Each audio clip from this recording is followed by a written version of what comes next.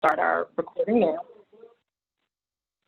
All right, so in order to access your buyer presentations and your listing presentations, you just go to your Porterhouse Gmail account, and you see this circle up here with Google Apps. Click on that, and on the right-hand side where you see slides, click on it. And in those slides, you guys are going to have your presentations to populate. So these are a lot of other slides that we have for training, and I will share some of those with you guys too, so you have them for your reference. But just for the sake of our conversation today, here is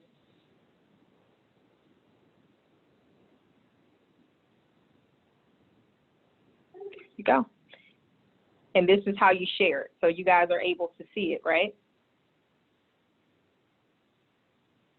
And you can take it off mute so that I can hear you. Yes, we can see. Yeah, we can see. Okay, perfect. Excellent. So this is how you share it. So you just went to your email, you clicked on Google Apps, went to slides, and then opened this up. So this is how you do it, and you would simply click present. I'm not going to present for now just for the sake of our conversation, but that's literally how you do it. So it doesn't necessarily have to. Go ahead, Aurelia. Are you sharing this through Zoom or just sharing it on the Google Drive? Yes. So in Zoom, it allows you to share either a single application or your entire screen. And I just went to screen. That way I could go to my email account and then click on Google Apps, which takes me to the slides that these are in. Okay. Yep. So that's the easiest way to do it because it's only like 3 clicks, and then your client will be able to see what you see on your screen. And we can do the same thing for one of the presentations that we have. Okay. Congratulations to all of you who just used the slides for the first time doing your buyer consultations via Zoom or FaceTime. This seems to be the way that we're going to have to do it for a little while for people who do prefer the virtual platform. So I want for each one of us to get used to using these slides. For those of you that just used it, even the ones who haven't, do you have any questions as of yet with regards to the information or the way to present it?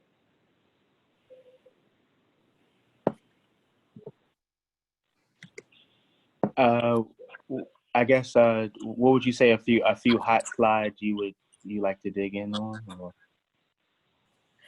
So the purpose of this one, we really abridged it, and we've made it's 14 pages of content, 16 slides in total, but we really abridged it from 50-page format. So each one of these pages, I would say, are significant for you to go through. The ones that you can spend probably a little bit less time on, but you really want to make the point is why they need a realtor. You don't have to read every line on that page. You do not have to read every line on the page that pertains to Porterhouse, but you do want to let them know who we are and who our values are. And that, you know, our motto is because we deserve the best, so that they know that that's the level of service that we are looking to provide to them. This is one of the pages that I would spend some time on the agency, and then I'm going to defer to you, Mr. Porter, because these are some pages that down here are some of your pages. Jasmine, I was just going to say, can you all hear me? Yeah. Hi, everybody. As you can see, I'm out of the house and out of the closet. Thank God. Hallelujah. Whoever made that call, appreciate it. But I just, yes. But I just want to say, Jasmine, I'm not going to spend a lot of time on this because every Wednesday at 11 a.m. I'm doing Working with Buyers, which is absolutely a fantastic workshop for anybody to join in on Zoom. And for those people that have been joining in to benefit from the 11 o'clock Zoom, I don't have to explain it in these slides. Yes. So next week at 11 a.m. Wednesday, they can just join us for Working with Buyers so we don't have to waste any of our time on Realty Talks. Just going over the same stuff we talked about the day before. Yeah, that's wonderful. I'll start joining. Yes, we were talking about that this morning. We were sorry we missed it. Wednesday at 11 a.m. Wednesday at 11 a.m. Okay. The Wednesday, throwing it out there. the buyer consultation that you're doing on Wednesday, Shay, is there any way that we can, it makes you have to like register for the, for, at least for me, I have to register for it. Unlike with this meeting, when it popped, like today, when this pops up, I just click the link and I can go right into the meeting. But for some reason, the bio on Wednesday, you know what I mean? Like I can't. Ask the administrator. I'll ask the administrator to take that function off. Okay. Yeah. Jasmine, could you take that function off? Yeah, Jasmine. No problem. That's a very easy fix. I can take that function off. Yeah, it makes you like the register. The purpose of that function was to have a recording of who has had what training. So when we come into the office, we always have a sign-in sheet. Those are for our purposes. They're a part of our files. We know who was here and who's been trained in what area, so we know what the needs are and how to support you guys.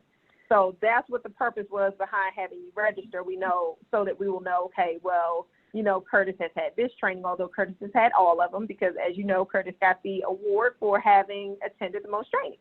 But aside from that, it was to make sure that we keep track of the things that you guys are learning so we know what your needs are and we know how to structure the training in the future. So that's why we had you guys register in there.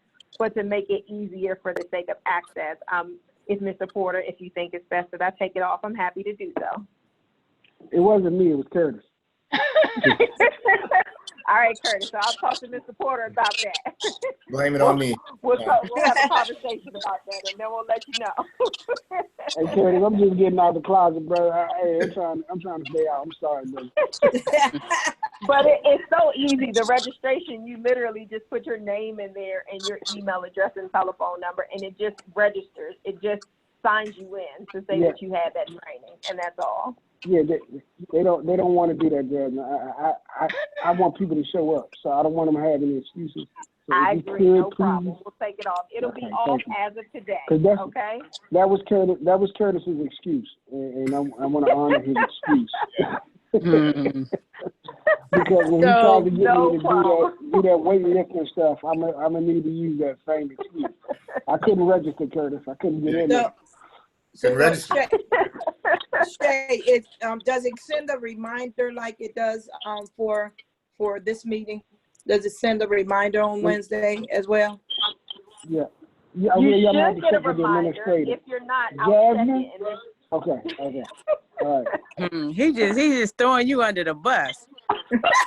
I'm throwing everybody under the bus. I'm trying to stay out of here. Listen, I'm telling you, Anita, I'm trying to get out of this COVID mess. I'm telling you.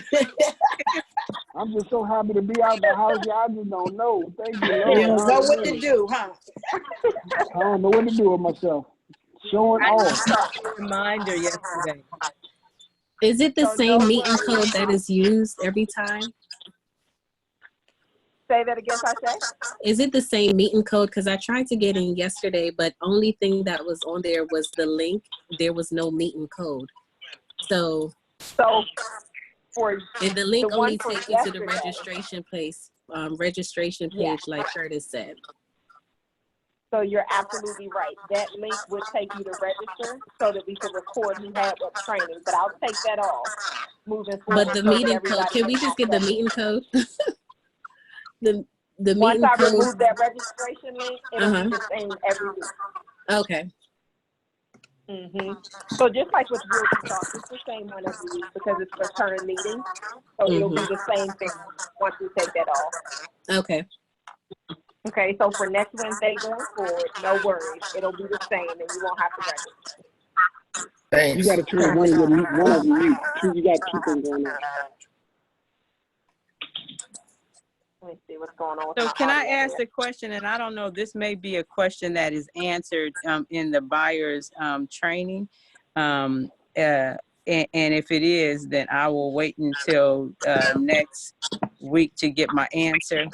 So when we do the, we can do the actual presentation now on Zoom. But as far as being able to, so I did the presentation and then I emailed the person a copy of the Happy Hunting packet. And and I told them, you know, that when we meet, then I'll give them the hard copy because it is, you know, kind of thick, you know, for them to print out, you know. Is that how we're doing that now? Because that's not exactly how we're So, doing it. You're so absolutely right. Anita, well, yeah, but Anita, what I was going to say is that it's up to the client.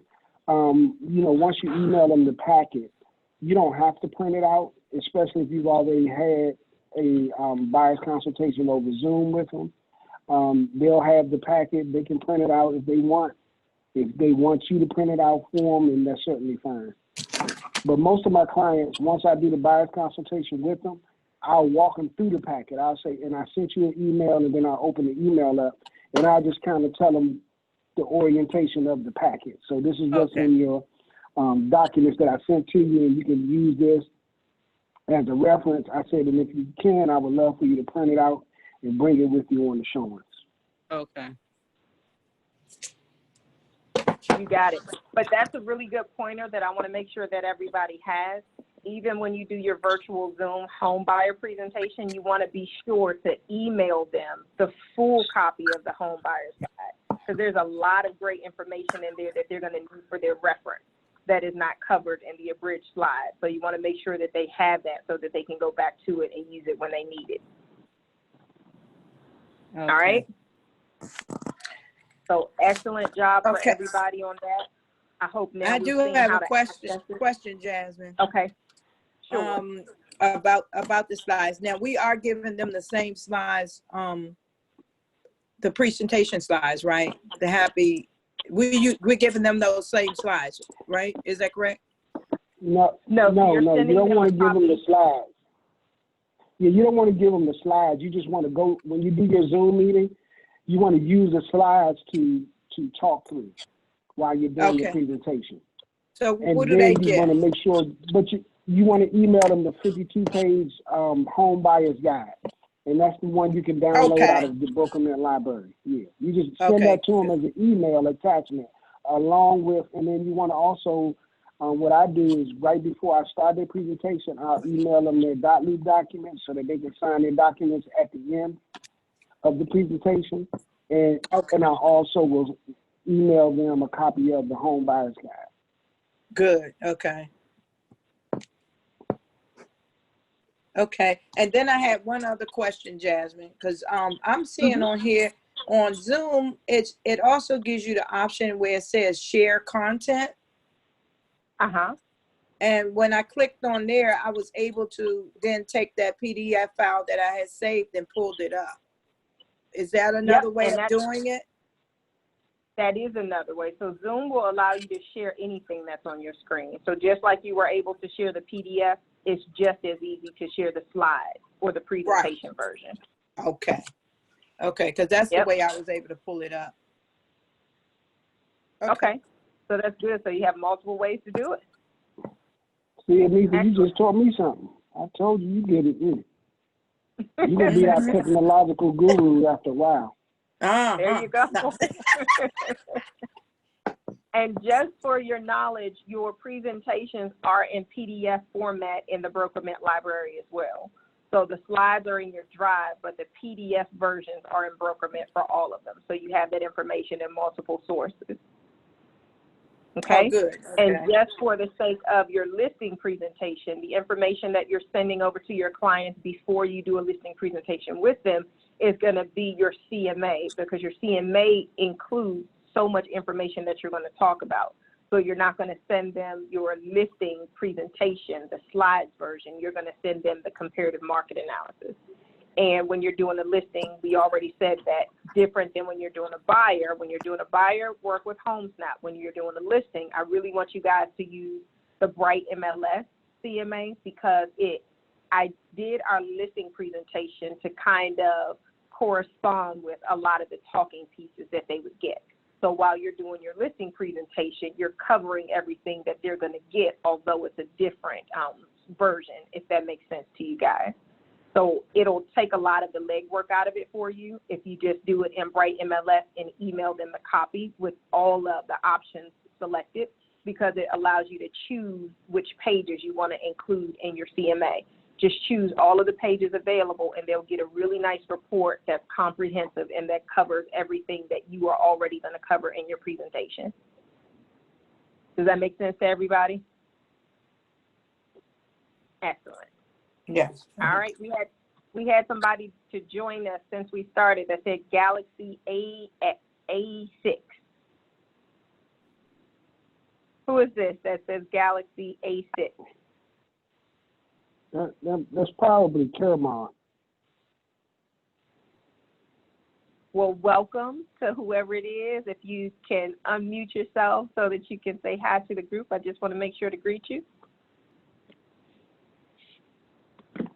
But I'm glad to know that everybody's had success with the presentation. I wanted to just talk about something from a different approach today. We've talked about our inventory. We've talked about this being a seller's market, and we've talked about what that looks like for buyers, meaning that there's a whole lot of competition in the market and less homes available. So in essence, what we're seeing is a lot of buyers are moving towards new builds. So that being said, I want to make sure that you guys are prepared with how to handle transactions with new builds and builders and how we position our buyers for success. So in this market, because there are so many buyers looking to buy and less inventory, the builders are a little bit less willing to negotiate, but there's some things that you can do in advance that really position your buyer for success. And I just wanted to kind of go through those today, okay? So when you guys, who's worked with a buyer as of yet who's interested in a new build? Me? Okay. I have. Okay, good. Good. Okay, I'm so a Marcus is number. working with one candidate. Yeah. Great. Okay, so more than half of us on the call have worked with a buyer who's interested in a new build. Excellent. So one of the things that we should do preliminarily when we're working with buyers interested in a new build, just like you could do a preview or property preview, you want to do the same thing with builders. So go around either with your buyer or on your own and collect information from the builders. They have information sheets that show what options and incentives and things that they're including for the month. Know that they change on a monthly basis, but if you collect those from the competing builders, that's something that you can use to help your buyer to negotiate once you do get to the point where they're ready to put in an offer. Because you might say, okay, well, Stanley Martin is offering a half-finished basement plus $10,000 worth of options, but you guys, you're only offering $4,000. My client's interested, but my client would be more interested if you guys were willing to meet this. Now, it's not a 100% rate, but that will help your buyer to move in the right direction with regards to negotiating. You got to know what the competition is and know what type of incentives they're offering. Another thing that you want to have your buyer to do in advance is you want to have your buyer to not just work with the builder's lender. You want to have the buyer to get not just a pre-approval, but a loan estimate from Michael Cooper. And you want to have your buyer to get a loan estimate from the builder's lender as well. And if they can get a loan estimate from at least one other lender, then now what you have is you have numbers to help them compete from, okay? A pre-approval is one thing, but it's totally different when you're talking about a builder, because what the builders oftentimes will do is they'll say, hey, we'll give you $10,000 in closing costs if you use our lender. And what they don't say is the $10,000 that we're giving you in closing costs, that's how much more it's going to cost you to settle because you're working with us in the first place. So it's almost like a wash. So you want to have them to actually get a loan estimate. Can anybody tell me what information is going to be visible on a loan estimate that's not visible on a pre-approval?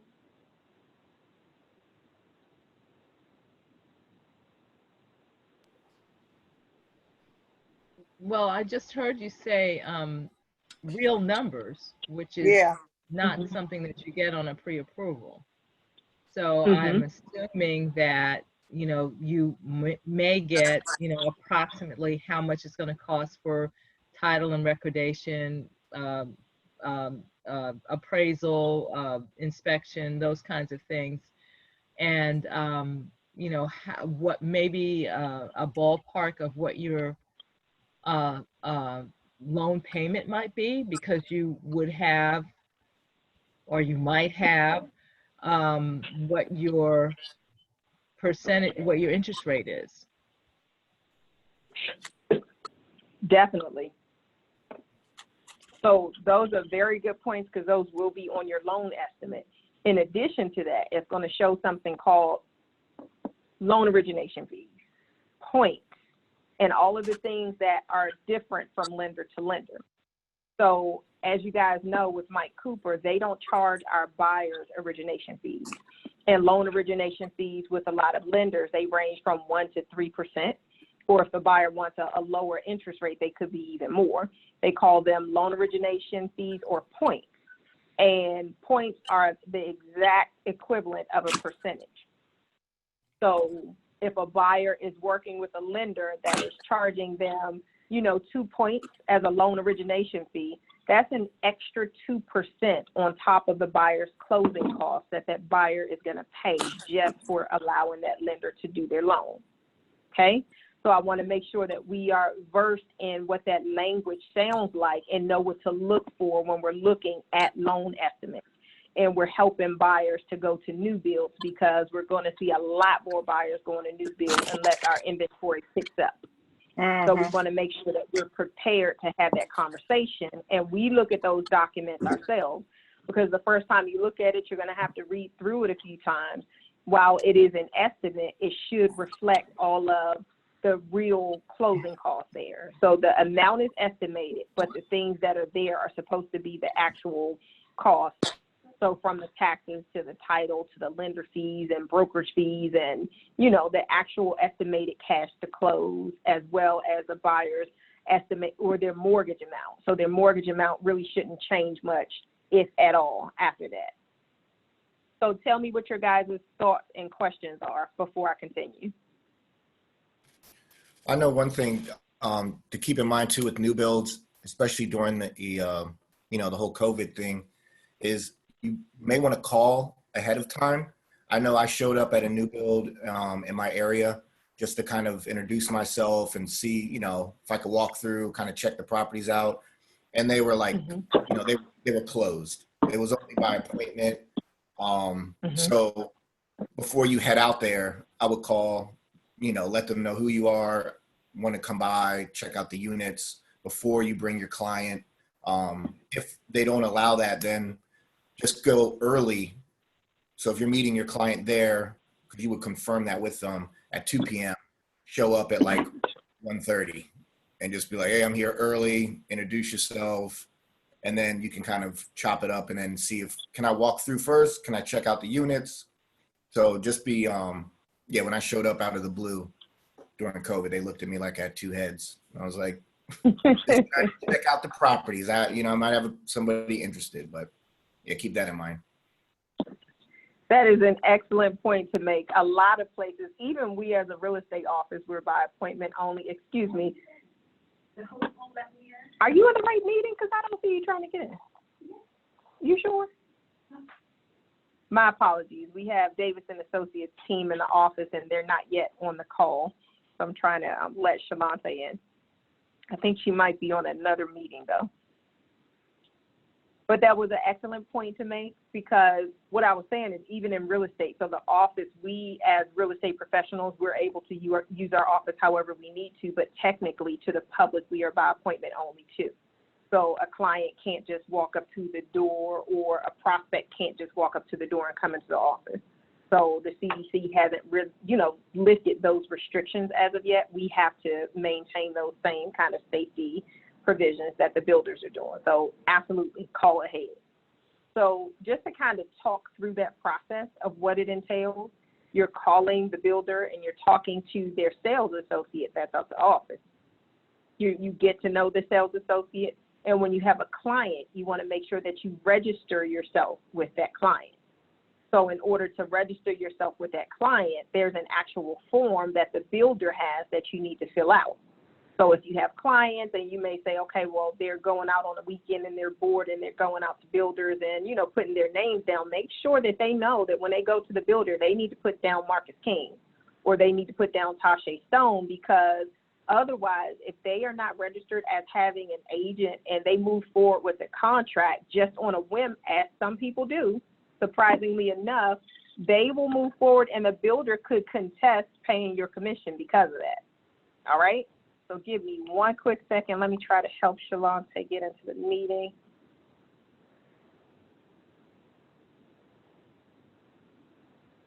Give me one quick second. My apologies, guys.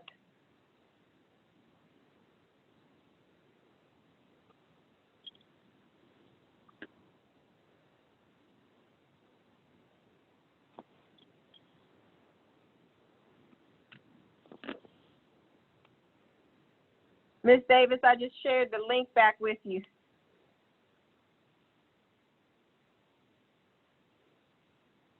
I think they're using a different link. So back to the registration piece, whenever you have a client, you need to register yourself with that client. Make sure that your client has either multiples of your business card or your business card as well as your virtual business card. Because when they go in, they need to put down your name. They need to know that, hey, although this person is here, they're registered under Marcus King. And once that happens, then whatever that client does with that builder, then it's just like them having kind of, you know, notice that you have a buyer brokerage agreement with that client so that you can ensure to protect your commission. And I say that because builders representatives, they're not agents like you and I. They're not governed by the board. They do not have to operate under the same ethics or any of those things. So they will absolutely attempt in every way to work with your client and have conversations and advise them without your counsel and without your being present. So you want to make sure that they know that and have that your information there. And if at all possible, you want to filter information through you to your client. You want to be made aware of things first so that you can advise your client, because buyers will go into the builders and they get so excited because they've seen a beautiful house and the person is nice and they're offering them refreshments and all these different things. So they pour out their heart and they leave it on the table. So in doing so, that means they've left all of their negotiation strategies and everything else. So the person already knows, hey, there's no need for me to be willing to offer extra options or incentives. This person's already told me we've got them hook, line, and sinker. You know what I mean? So you want to have those conversations to prepare your buyer. All right? So once we get through that registration process, you guys are forever tied to that buyer with that builder, and they have you in their system. And it's a good piece, too, to send a text message and an email. Hey, this is Curtis Price. You know, my buyers, Mr. and Mrs., you know, whomever, they'll be in your open house or whatever, or we have an appointment, or I'm out of town, but I'm sending them over there. I just want to go ahead and send you an email so that you know I'm working with them. Send them a text and send an email too. That's the most important thing to do up front. Then back to scheduling your appointment, getting information so that when your buyer goes in to meet with that builder, they are going to say, hey, if you work with your own lender, we're not going to give you any of the options. We're not going to give you any of the closing costs. And in order for you to qualify for the incentives, you've got to work with our builder. But there's a little clause that most of them don't say, but they usually uphold. And that is, unless your lender, if your lender can give you a better deal, then we will allow you to work with your own lender. Or if you bring in something, our lender is willing to meet it or beat it. So effectively, what you're doing is you're causing them to compete for your buyer's business and essentially getting your buyer more incentives, more closing costs, and all of these things without having to haggle in a contract. Does that make sense? What questions do you guys have? Questions or comments before we continue? No question. Okay. So this is, I guess this is about salespersonship, and I guess really this is like a Mr. Porter question. I've seen him work buyers so that they're just eating out of his hand, and he tells them all kinds of things, and they're like, they just follow along with it. When you have buyers who want to work with the lender and you're trying to get them to go check out other lenders and they're asking you why, suggestions? When you say work with the lender, which lender? No, I mean they want to work with the you know, the new builds lender, the builder's lender. And you're saying, do you have a lender yourself? And we have a lender that we specifically like to work with, who will make sure that you get the best deal. Please, do some comparison.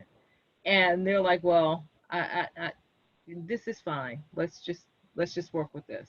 What do you do with that? So what I'm gonna say, if you don't mind me jumping in here, Jasmine, you do have to be a salesperson. You have to be a salesperson. Dee, like you said. And one of the things that's so funny, people don't think about it like this, but you just pose things to people in a way that it makes sense to them. You can say, if your air conditioning broke and you had to get a whole new system, are you going to give it to the first guy that shows up, or are you going to call 2 or 3 different people and let them, haggle over the prices, so to speak, or give you 3 different estimates? I would advise you to get other estimates than walking into a dealership. That's pretty much what you are. It's a house dealership. People been to car dealerships. So I said, you're basically walking into the dealership and telling the dealer to give you the loan that he wants to give you, instead of coming in there with your own money and saying, this is what I want to buy. Because they don't care where the money comes from, to be honest with you. They just want to sell a house. So why not come with the cheapest money that you can get? So if it's up to them, me, or you want to say, listen, I know you got big money to spend, but you can give that to me as a bonus for all the money that I'm about to save you. And I say that to people. And I said it to a client 2 weeks ago. They had all of the closing costs that they needed to. They didn't need 3% closing help. They didn't want to negotiate on the price. But after I talked to the listing agent, realized that they were in a desperate situation.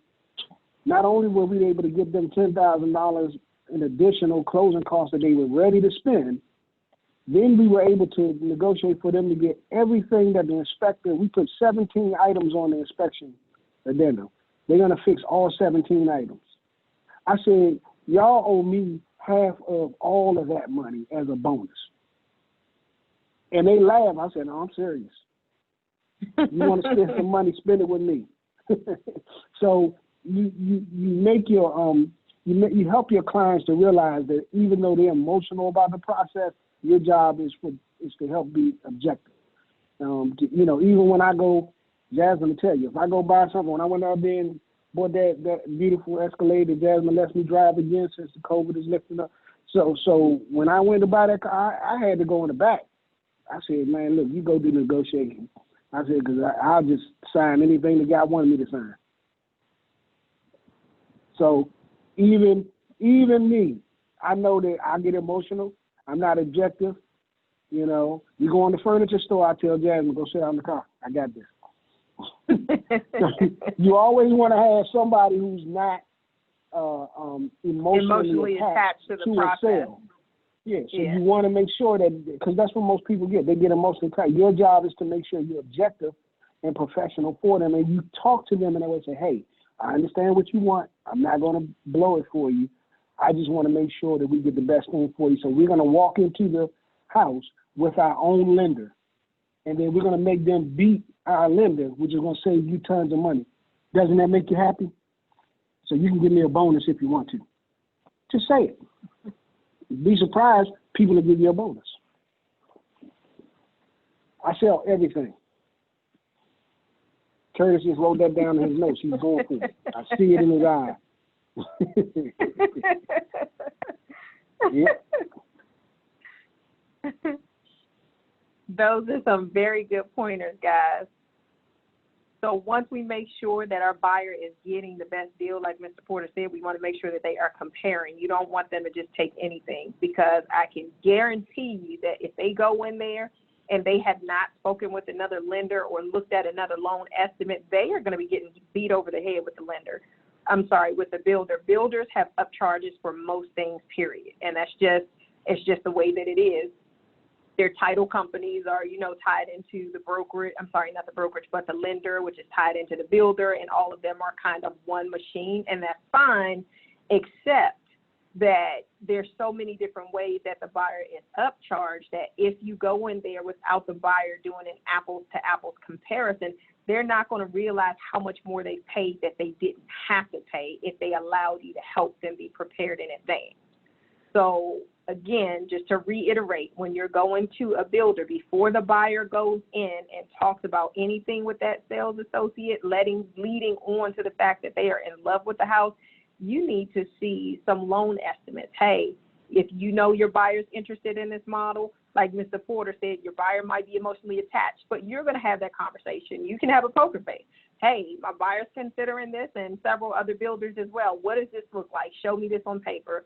You know, they might call it a cost estimate at the builder. They call it a cost estimate, or there are a couple different things they have. Depending on the builder, they might call it a prospectus, they might call it a cost estimate or a fees worksheet or something like that, but you're literally looking for the loan estimate. You're looking to see what all of those expenses are that your buyer's gonna have to pay.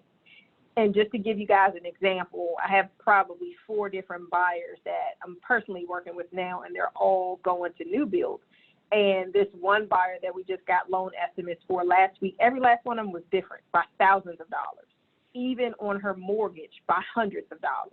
So every last one of them was different in terms of the amount of money that the buyer would have to bring to the table. They were different in terms of the amount that the mortgage would be. They were different in terms of the percentage and all of those things, but we prepared her to be able to negotiate, because now if she decides to go with A or B, we can simply have them to compete to beat the other person's rate.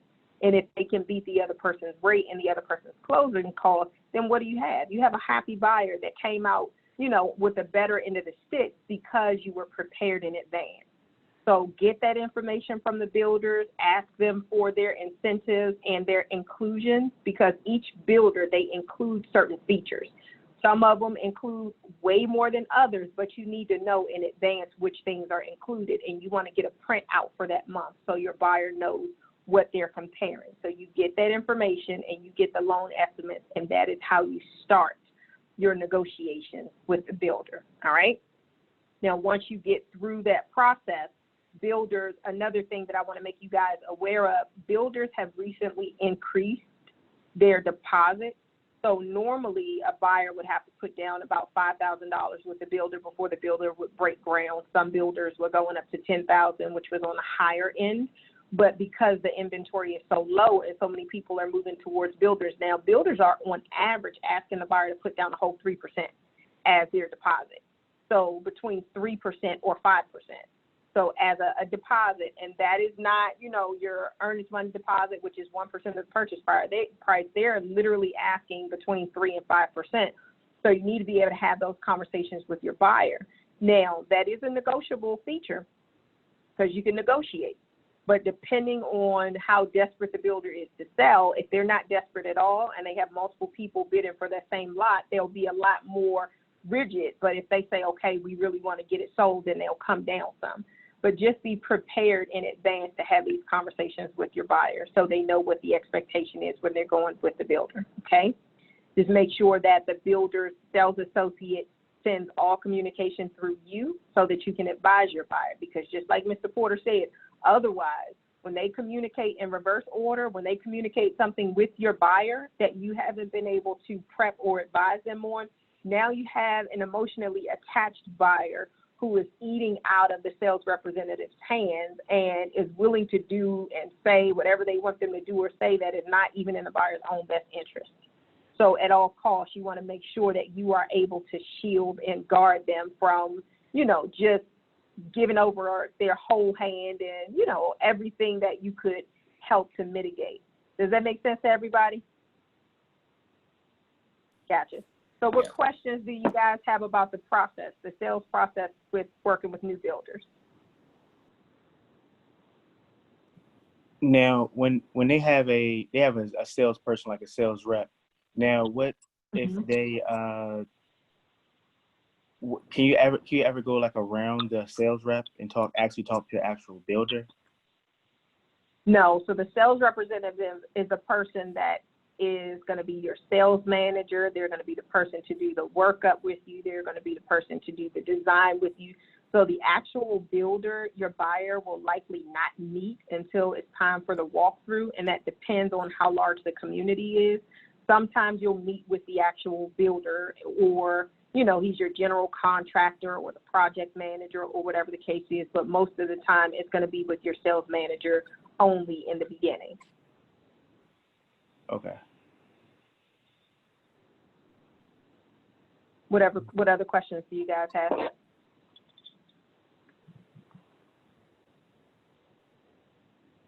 All right. So if we don't have any other questions, go ahead. I was gonna say, let's say if you do work with, let's say you do work with their lender, let's say, what type of advantage does that give you? So Like, the only advantage that you give is that you give the maximum incentives that they're offering. But okay. the point in you looking at the loan estimate is to see if it's even worth it. Because if they're offering your buyer $10,000 worth of incentives, but they have, you know, 2 points on the property, and that 2 points is $10,000 that the buyer wouldn't have had to pay with a lender who doesn't charge points, then your buyer's really not getting anything. Does that make sense? Yeah. So you want to be able to do that apples to apples comparison. Okay.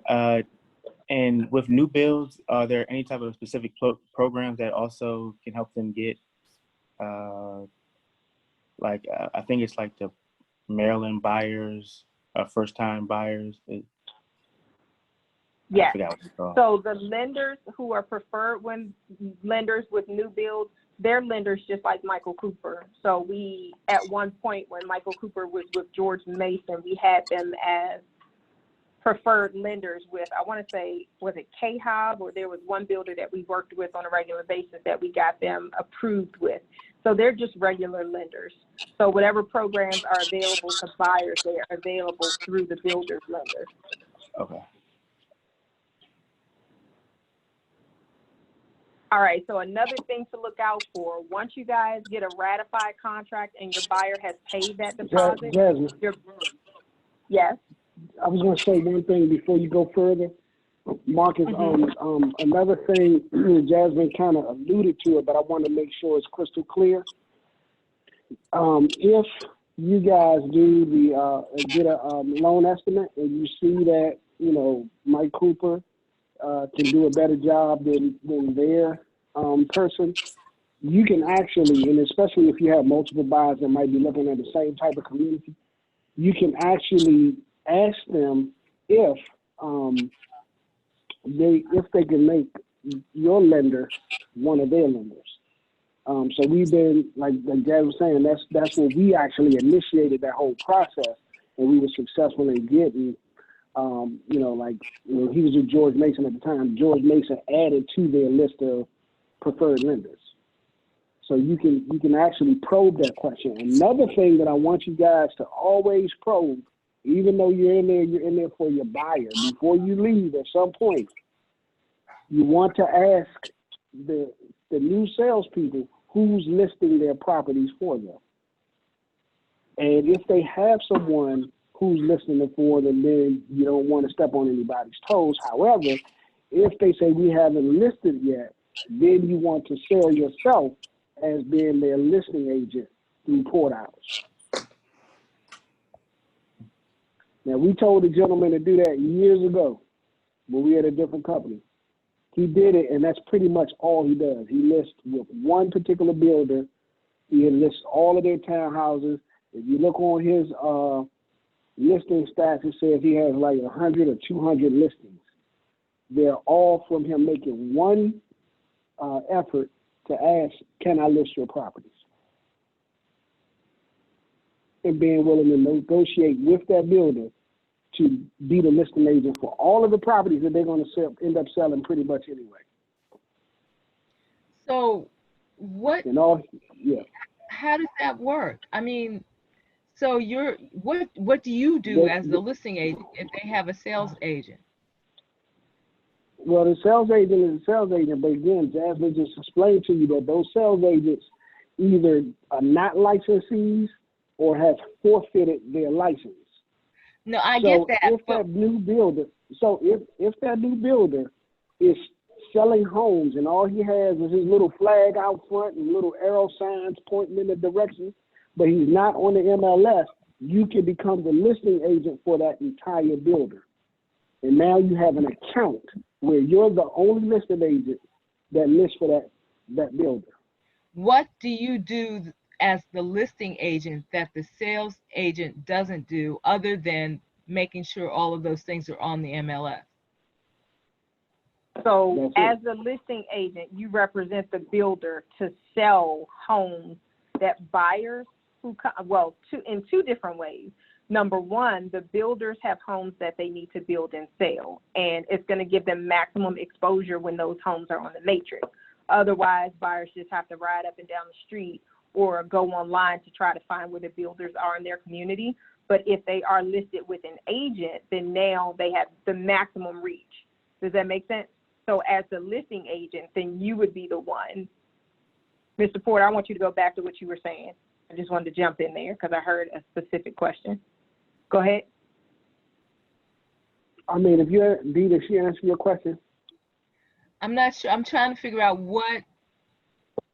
Okay, so I understand that you give them exposure, but other than that, what are you doing that the sales agent isn't doing? So are you then the co-agent with the sales agent? How does that work? The sales agent is not a licensee, so the sales agent can't be a co-agent with you. You are the agent. It's just like if you were listing a property and say, for instance, the person was just one house. They have a manager there that the person, if somebody showed up, they're going to show them the property. That person is the showing person. That person is going to write up the contracts and do everything. You're going to get paid. So it's a relationship that you're building to basically put the properties on the MLS. You might get phone calls, or your phone calls might be directed directly to the sales manager. You are the broker that's putting it out on the MLS for all of the other agents in the MLS to be able to find these properties. So you might even see some properties, if you go look, and you'll see that they are to be built, okay? So you'll see some properties, you see them listed, they have like a drawing of a house. Those are just agents who are listing those communities for the buyer. You could be that person. That's what I'm saying to you. Yes. Whatever work that you all agree to do in the performance of your listing is between you and that seller. Okay. But that's something that you all can talk about. It's not a standard thing. My thing is, if you're just a listing agent, if you're only putting it on the MLS and you negotiate, and they might want to negotiate your commission. They might not want to give you 3% for that. They won't. That's that something would be a part of the conversation. Yeah, that'll be something. Well, I wouldn't, me, Jasmine. I'm gonna see what I'm gonna let them tell me that. But I'm gonna let them tell me they're not gonna give me 3%. Okay, and then I'm gonna say, okay, then what can we agree to? If they agree to give me 1% on every sale, and all I have to do is put it on the matrix, sign me up. Yeah, that's what I was trying to figure out. What is your job for that? Okay, now I'm clearer. You asking too many questions. Do you let them tell you? You put it out, you ask them, do you have a listing agent? Then let them talk. And then wait for them to tell you what they need. And yeah, we don't have a listing agent. Can you be our listing agent? Sure. This is what services are offering. However, you have a manager. So since you want that person, bam. Okay, well, I'll put it on the MLS. We got to follow the rules of the MLS. We need pictures, we need photos. We're not going to do that. How about you do it? Hey, you don't know. They might want you to do the photos. They might want to do the photos. Whatever it is that you all agree to do, that's fine. Then you say, okay, well, what am I going to get out of the deal? Okay. Thank you. If they building 100 homes, you're the listing agent. They want to give you $1,000. That's $100,000. I'm gonna sign up. I hear you. If they're gonna give me 1%, I'm signing up. I hear you. It's gonna make you look good. It's gonna establish your business. So ask the question. That's all I'm saying. Do not leave money on the table in real estate ever. If the person, I've been in the sales office and the person says, well, I gave up my license, and I'm saying, well, how do you like what you're doing? And it's okay. Well, why don't you come and work at Porterhouse? You get 100% of your commission. I still would try to recruit them. I'm not going to leave. If I'm in this business, I didn't get in this business to let money walk away from me. I'm going to ask them, can I list the properties? And then I'm going to sell the property to my client, and then I'm going to go back and say, hey, if I bring more clients to you, what can you do for me? Can I list your next property deal that you build? If you're going to let me list this one, let me list the next one. So what I'm saying to you guys is be salesperson minded, be business minded in all of your dealings and everything that you do when you're out in the field. Maximize and exploit every opportunity. And don't be afraid to. Even if you don't have experience, trust me, Jasmine and I, we've had enough experience. If we don't know, we're going to ask somebody who's bigger and better. We're going to get the right information so that we're doing everything that we're supposed to be doing. So you guys don't worry about making mistakes. Don't worry about that part. Don't make mistakes. Don't try to make mistakes. But go out there and expose yourself to the real estate industry and take advantage of every opportunity that's presented to you.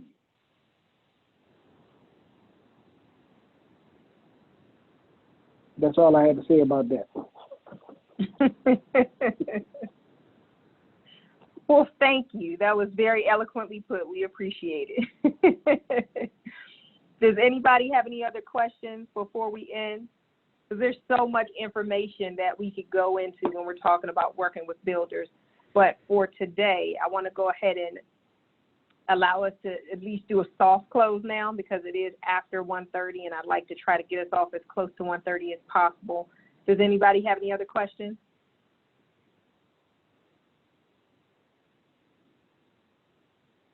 All right. So with that being said, I'm going to go ahead and open the floor up for comments if anybody has anything. And I wanted to hear from you guys what your thoughts were with regards to Realty Talks. I have so many different topics to cover from you guys. I feel like I don't have enough Thursdays in a year to cover them all. You guys gave such great input up front. There's some things that are more pressing than others, but I want to make sure that if you guys have anything that's burning, that's kind of on your heart, or you need to know, just please, let us know what those topics are. Is there anything else that you guys would say, okay, well, this is what I'm facing on a regular basis. I want to hear more about this topic.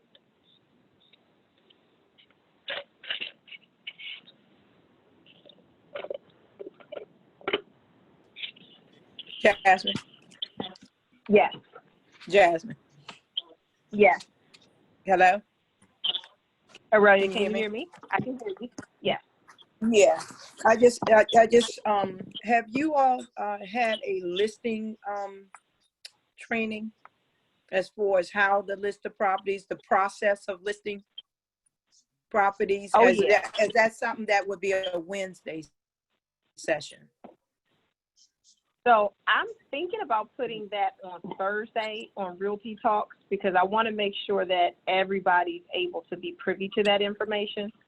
So we will have other listing trainings. We've had a number of them. We'll have others in the weeks to come, and we'll talk about whether that's going to be on, I guess it's going to have to be on a Thursday, so that'll be great. Everybody can get that insight. Excellent, because I think that's important, especially since you're saying Wednesday at 11 is working with buyers. Mm-hmm. Mr. Porter's telling me that I can't have his training time. Essentially, that's what he's saying. I've got to stick to Thursday. So just to answer your question, Aurelia, I got to stick to Thursday. I'm not saying that. I'm not saying that. I was putting my commercial out. Wednesday yes, sir. Working with buyers. Yeah, that would be excellent to do a listing. Yeah, I heard them. You got it. You got it. So I'm excited to hear you say that, Aurelia, because there's a whole series for listings, and I'm waiting to begin. There were some things that we needed to cover kind of preliminarily, things that are kind of pressing in the market right now, but I'm excited because there's a whole wealth of information that we're going to cover in our Working with Sellers series. Good. All Okay. right? Does anybody else have any other questions? All right, well, if you guys don't have any questions, I have a question. Curtis, When we had the training with Alan, the short sale, did you ever send out he mentioned that he has a brochure that we could bring to properties, or like there was the script. So there was like the 3 or 4 page or 4 sequence script, and then there was like a flyer. Did you ever send out the flyer? so we didn't get a copy of the flyer, the actual presentation, so the script and all the letters and all of those things, we did put those in BrokerMint, so they're in BrokerMint, but he didn't send us a flyer as of yet, so I will send him a reminder email and ask him to forward us over a copy of that flyer.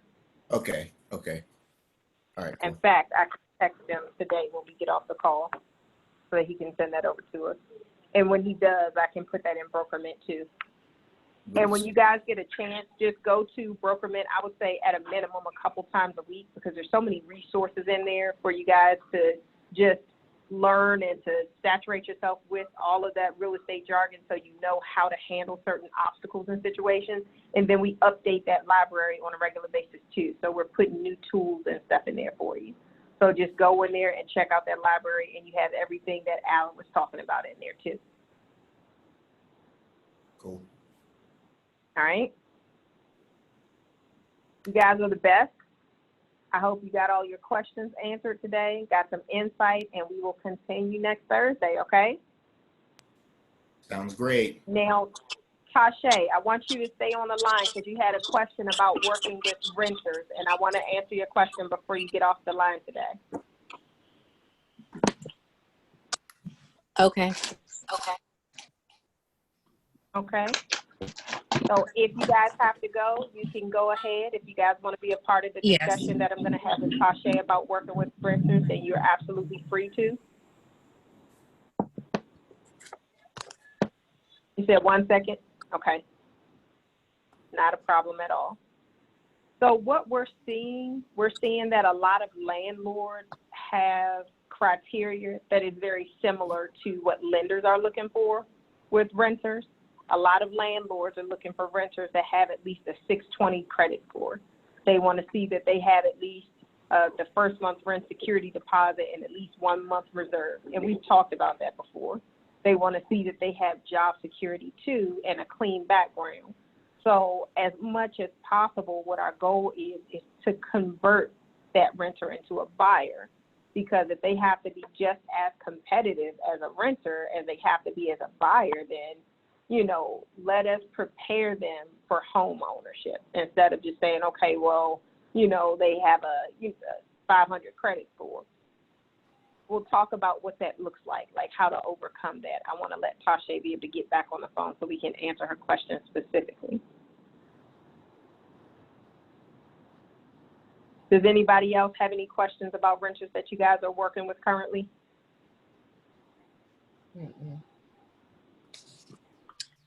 I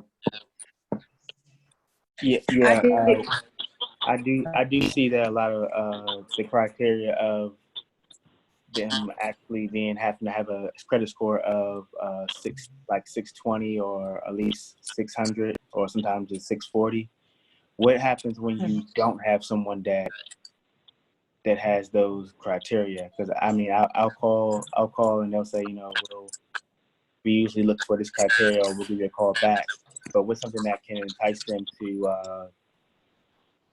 to go with someone that has I would say not as fair of credit? That is an excellent question, and that's what I was about to cover with Tasha. So we'll go ahead and get started. I know that Tasha can hear us, but I think that she has another call going on at the same time. But when you're working with tenants, there's a sliding scale, very much like on the mortgage side. If the tenant has a lower credit score, then the tenant would need to have either higher income or higher assets. What does that mean? That means that going into the property, they're already going to have to put down first month's rent and a security deposit. But if their credit is like at a 500 credit score, they would likely need to be able to put down 2 months of security deposit as well as 1 month rent. to show the landlord that, hey, my credit, you know, may not be the strongest, but you can be secure with me as a tenant. So putting down that second month of security deposit is something that's definitely going to help the landlord. Tasha, can you hear us? Yeah, I can hear. Okay, perfect. So Marcus was asking like how to overcome a buyer that doesn't necessarily have, a tenant that doesn't have the best credit score. So we're talking about some ways to kind of overcome that. And when we do, if a buyer, hold on, let me get a little bit of feedback. Turn your mic off for me really quick because I'm getting feedback. Okay. Thank you. Okay. So with a tenant, if they have a lower credit score, you need to put down either 2 months rent or 2 months of security deposit. And because we represent the tenant, we want to encourage the landlord to accept 2 months of security deposit instead of 2 months of rent up front. Can anybody tell me why it's in our buyer's best, I keep saying buyer because I'm buyer-minded, why it's in our tenant's best interest to put down 2 months of security deposit up front instead of 2 months of rent up front? Because the security deposit is refundable and the rent isn't? You got it. The security deposit is refundable with interest. So it's literally like the tenant putting money into a savings account because depending on the prime rate interest, they could be getting 4% interest back. So, and that is, you know, compound interest. They get it over however many years they're there at the property. And just like Dee said, with the rent, that goes directly into the landlord's pocket. The tenant never gets that back. So you want to encourage the tenant, hey, I need you to be prepared to put down 2 months of security deposit up front as well as your first month's rent. And that's something that you use to help the tenant to overcome the issue with regards to credit. Now, another thing that you want to do to prepare the tenant in advance, you want to have them to pull a copy of their credit report. So they need to go on to Credit Karma, they need to go on to freecreditreport.com so that they have an overall picture and they have a general credit score. Can anybody tell me why we want them to pull that information in advance?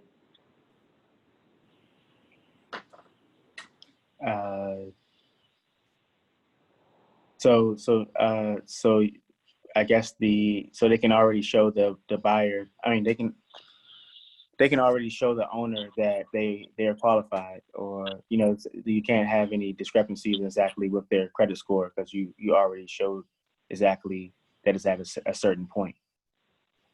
That's a very good point to make. In addition to that, you don't want to be flying blind. If you're representing a tenant, you need to know upfront what their credit score is. So you need for them to pull that from Credit Karma so you know what you're working with.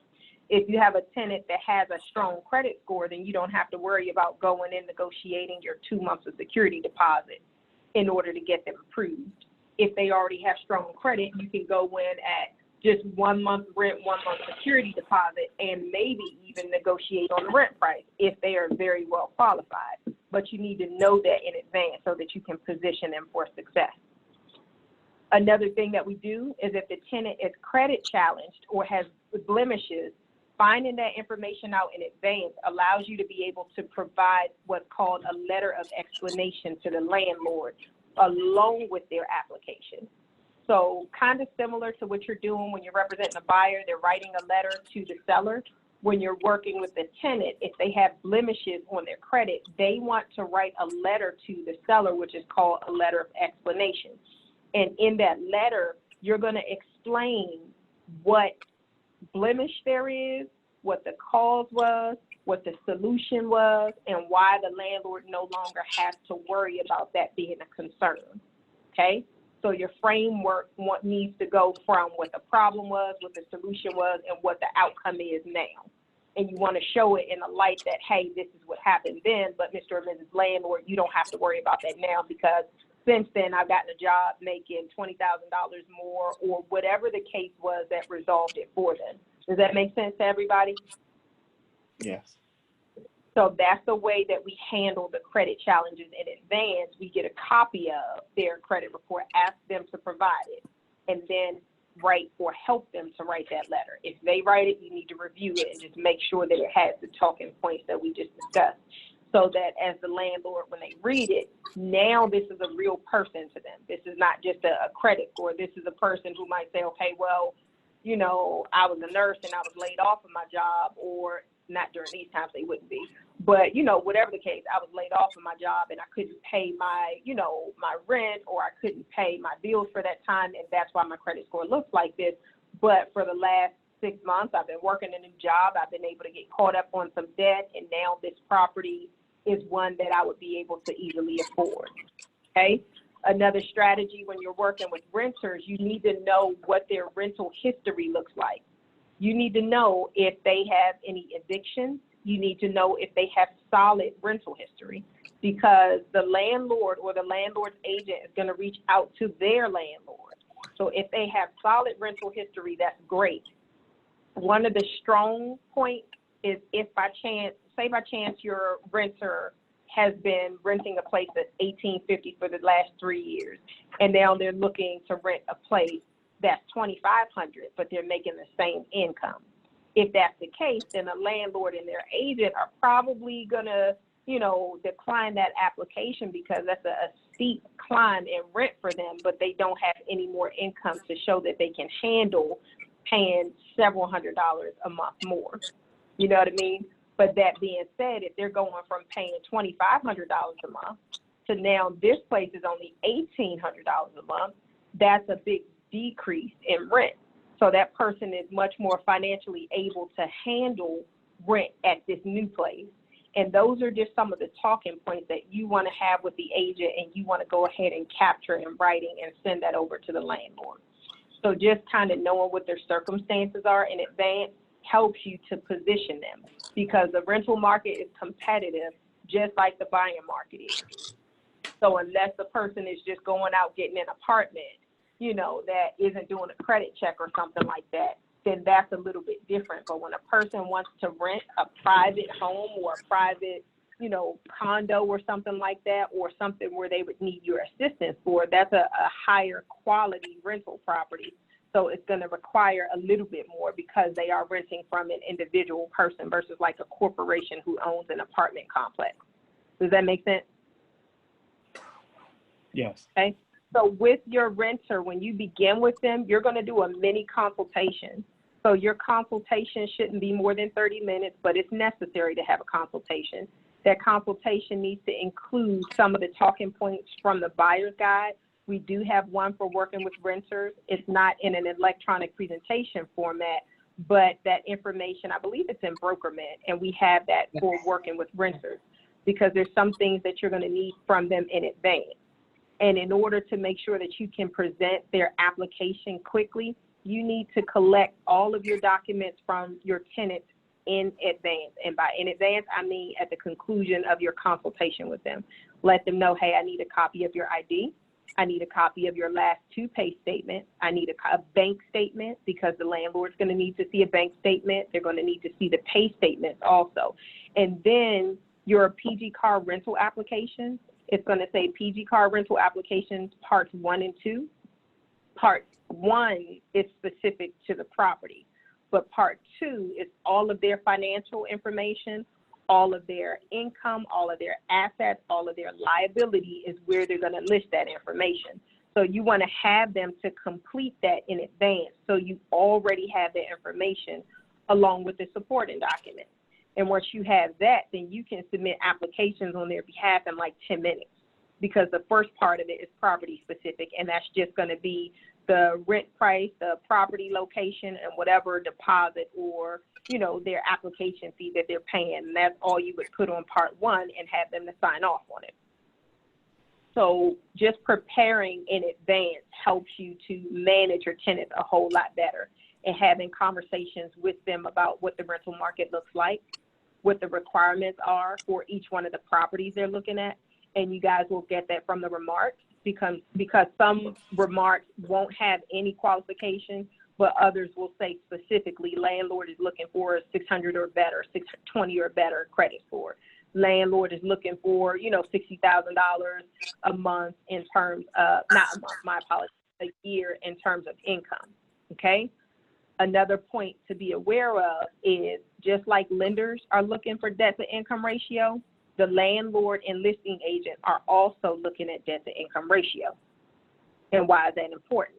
That's important because if your tenant makes $2,400 a month, they should not be applying for a rental property that's $1,800 a month. If they're making $2,400 a month, that landlord is likely going to be comfortable around 35 to 40% of their income. So 40% of that $2,400 a month is likely where they should be in terms of the amount that they're looking to rent. So you want to have those conversations in advance and make sure that their rent prices that they're looking for are in line with their income. All right? And those are just some of the pointers for working with tenants. Question, Do you have any questions? Mm-hmm. I was wondering about qualifying your renter. Is that something that we would normally do just through the application process, or as a landlord myself, I'm usually looking for some kind of system that would go through? And I'm wondering if that's something that we can offer our clients at Porterhouse? Yes. So it depends on what side of the transaction you're working on. If you are the landlord's agent, that means you're the listing agent. Right. If that is the case, then you would provide the application along with the application fee to Porterhouse and the landlord, and then we would do the different checks for you. So that means the credit check, the background check, and the rental history verification, the brokerage would do that. But if you are working with the tenant, then it's that tenant, and then it's the landlord and their agent's brokerage that would do those various checks. Okay, thank you for that clarification. Mm-hmm. You got it. But another thing too, I'm glad you brought that up, because you want to have conversations with the tenant and let them know that there are application fees per property. So you want to get a money order. If you can get a money order from them up front, you know, check too with the properties to see what other payment measures they have, because some of them will allow you to pay online. Some of them you have to bring a money order in. Some of them is through a system. So you want to verify that in advance. But those are just conversations you want to have and kind of the process that you want to think through in advance so that you know how to deal with the tenant. You want to be prepared for whatever your transaction type is, and this is how you get through a successful tenant transaction. If you're on point with having all of your information together, knowing what you need to collect from them, knowing the things that they need to do and you're going to have to do, you can get through a rental transaction very quickly.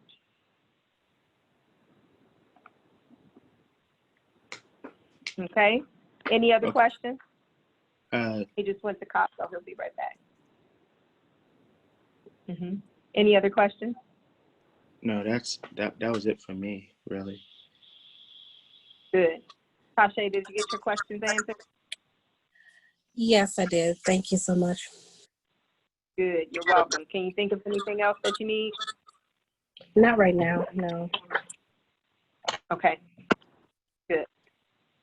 Dee, are you good? Yes, I am. Thank you. Perfect. Thank you. All right. Well, Tasha, if you think of anything else, just call me back. I just wanted to take a moment to address those things, okay? I sure will. You know me. All right. Well, you all have a wonderful rest of the day. You do the same. Thank you. Hope to see you soon. All right. You're welcome. Bye-bye. Bye-bye.